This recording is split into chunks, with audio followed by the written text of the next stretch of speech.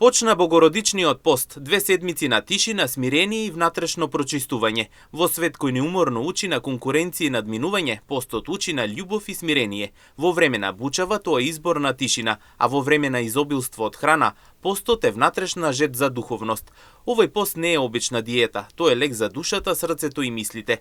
Постот не е само воздржување од храна, туку и од илјадници помалку видливи нешта што го одземаат душевниот простор. И оваа година граѓаните подготвени, некои со помалку, некои со повеќе пост, ама и едните и другите со молитви кон Мајката Божија Богородица. Не сум состојува да постам, пошто здравствени проблеми имам. Иначе убаво е. И да се пости?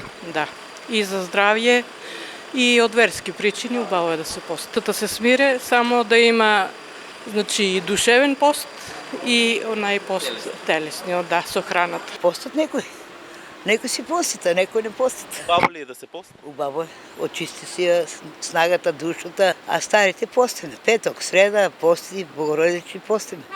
Едно време постеше се? Постеше се. Едно време ги постиме сите величи пости, Божични пости, Богородични пости, Петровденски пости. Па кој сака да пости? Лекарства прима многу и не може. Па некои постат, некои не. Вие? И ја. Некој пат постам, некој пат. Сега за Богородица однесете? Па еден ден, два ќе постам, после ќе видиме. Постат, кои сакат постат си. Вие? Јас петок постам, а постите не ги постам.